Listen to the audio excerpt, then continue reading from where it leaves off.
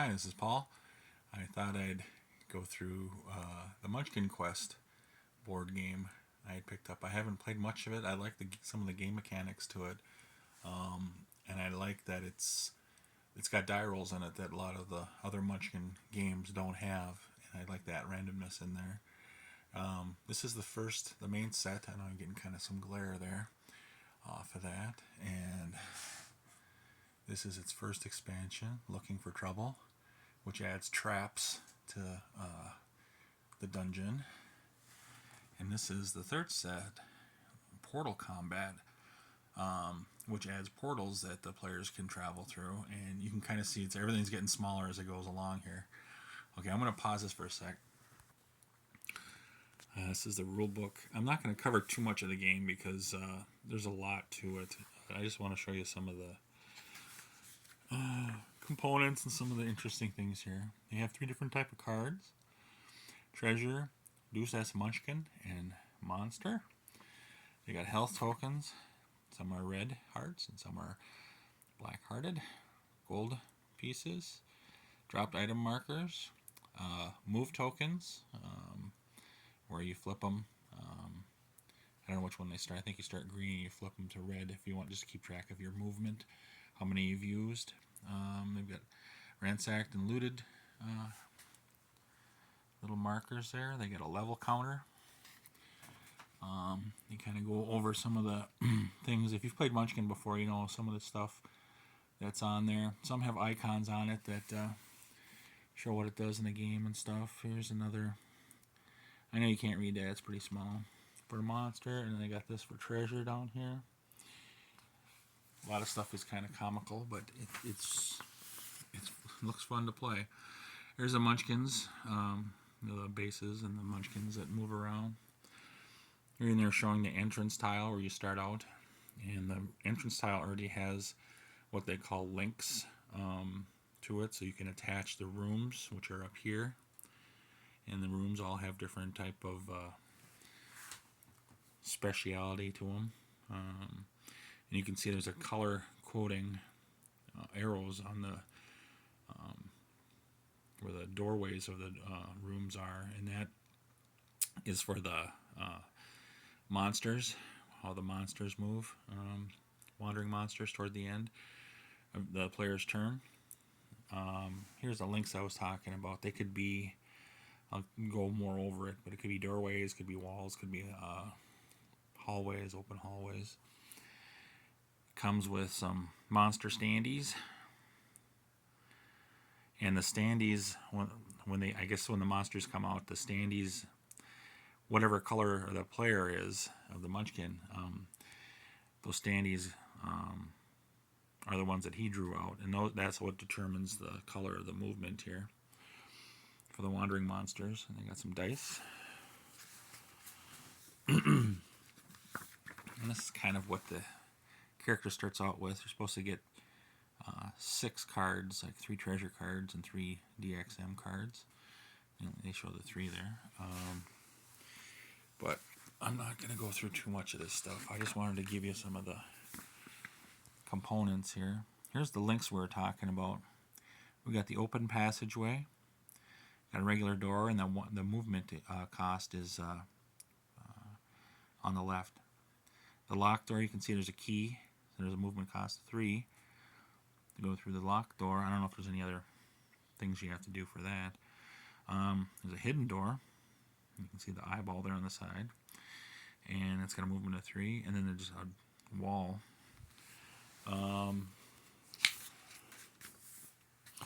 And some of the room icons have that type of player gets benefits for being in that room.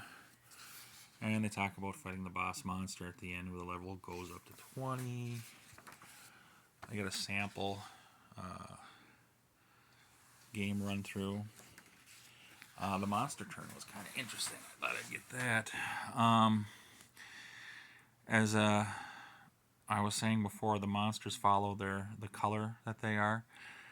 Some monsters don't move, like the one in the 1 square. When that comes out on the card, it shows it doesn't move.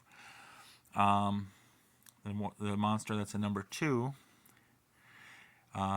is blue. Blue got him out, so he moves in.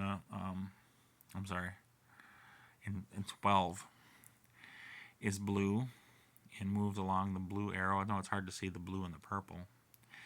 And he can move through. He has a special ability of being able to move through walls. So he's able to move through that wall. Otherwise, the monsters aren't supposed to. And then monsters can cover the gap if there's not a room there. And then he ends up. Monsters can't go into the same rooms they were already in on a wandering monster turn. So then he ends up there. The squirrel follows the purple. He was brought in by purple. So he follows the purple arrows, and he's a fast character. In number 7, it looks like it's purple, but that's actually a blue arrow right there. And fast characters, they move in the direction they're moving one more square, one more room, even though the color is not right on that one for the squirrel. This was the Shadow Nose in number 2. I was mistaken. He's a slow character, so even though he's orange in this one, so even though he's orange and he maybe perform another move, he only has a one move. The Goblin is green, and he moves through the green, so it's a wraparound. So he moves into the next room, and he's following the green arrow all the way over to where the squirrel is, but that green arrow will put him over there, so he has to stop where the squirrel is. And then the fungus, which is number 9, is a contrary. He moves in the contrary direction, so he's red. And he is supposed to move down, but he moves up and then follows that red triangle again, and it ends up in square 6. Kind of interesting. And they discuss about the items and stuff like that. There's kind of a search table of what happens when you're searching. I'm not going to go through that. They have a turn phase. I'm not going to go through that. I'm going to pause. The second Munchkin Quest rulebook had icons like for male and female. They had more links. This is a junkie passageway, which is kind of special as things happen when you go through the junkie thing, but I'm not going to discuss that. They talk about line of sight, which is used in a lot of the games. So if you got a door there, you don't have a line of sight, or like a wall.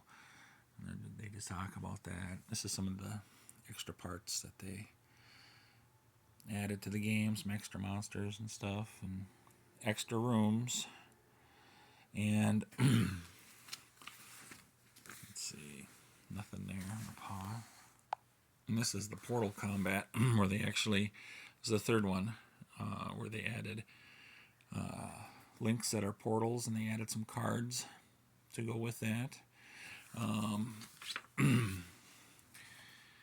They show some of the portal stuff there. And here's one of them where the player in A can move into whatever rooms are there. But if he hits the portal, he can go where there's other portal links. So everything that's lit up red is a room he can enter, because the rooms have little links that have that portal attached. Okay.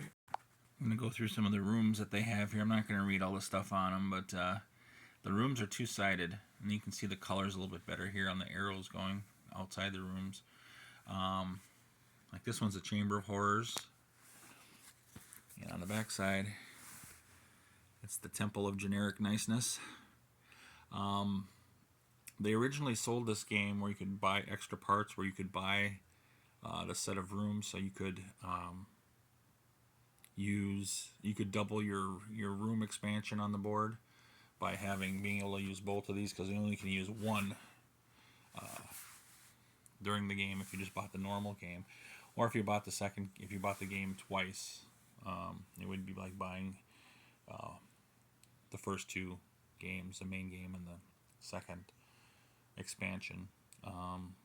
But Then there's some rules for that. You have an entrance, and then you flip the other entrance over or something to be like the exit, where you have to go to the exit of the game. And there's some other rules that are attached to that too. But anyway, there's a ballroom. There's a shoe shop. There's a pawn shop. There's an attic. There's a cheap donjon shop. There's a swanky donjon shop.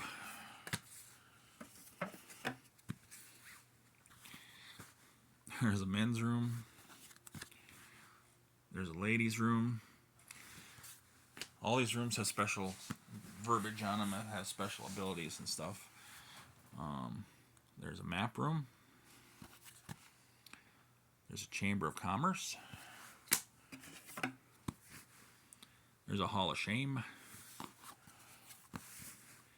There's a seemingly empty room. There's a locked room. There's a hall of mirrors. There's a chapel. There's a mead hall. There's an anti-magic room. There's a doom room. Look out. There's a clubhouse. There's a room of questionable orders. There's a sunroom. There's a forge. I'm pausing for a second. Okay, I'm back. There's the big room. There's the tomb room.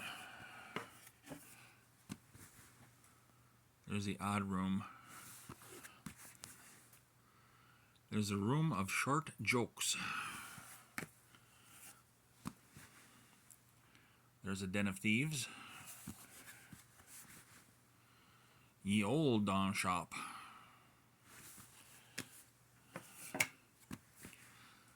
There's a monster training room. There's a mud room. There's a gym. There's a mushroom. Yuck, yuck, yuck. There's a body shop. There's a guild hall. There's a level-o-mat. There's a padded cell. There's a wishing well. There's a war room.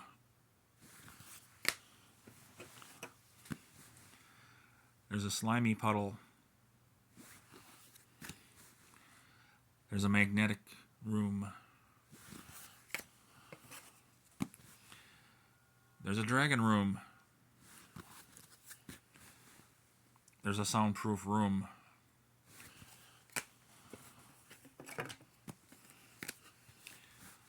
There's a bug house.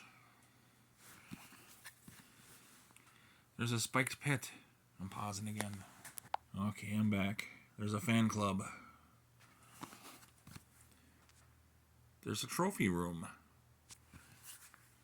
I gotta just stack these in. There's a low passage. There's a twisty tunnel. There's the evil altar. There's a druid altar. There's a treasure vault. There's a hall of fame.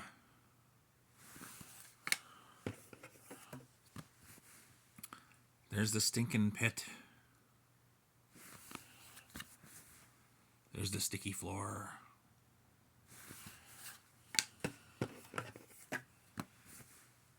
There's the hospital. There's the guard room. There's the library. There's the laboratory.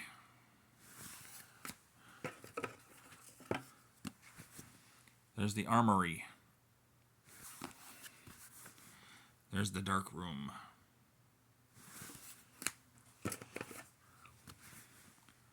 There's the kitchen. There's the throne room. Last but not least, there's the torture chamber. And there's the kennels. I'm going to pause. Okay. I think you can play this game solo. I think you can go through. But there's a lot to this game. If you're a role-playing person, you may have an advantage with this game and know exactly what some of the stuff they're talking about. If not, there's a lot of reading. There's a lot of subtleties. Beer and Board Game, or not that. Board Game Geek. Someone came up, and if it's still out there, with a flow chart to show you what to do during the game, which is helpful. And then there's the, I was telling you about the extra, I can show you the flow chart real quick. They just made a quick flow chart. I printed off long ago with what to do. It's hard to see, but they did a good job. They got some notes on the bottom. Over here, I printed out the rules to, if you get the extra parts and you're playing with the extra rooms and you're playing with an entrance and an exit, and there's some different rules you can you use for that if you're doing that. I mentioned that earlier. But yeah, that's about it. I don't have any more on this. I hope it's helpful. It was fast. I'm going to check this out, see if I'll send it, and see ya.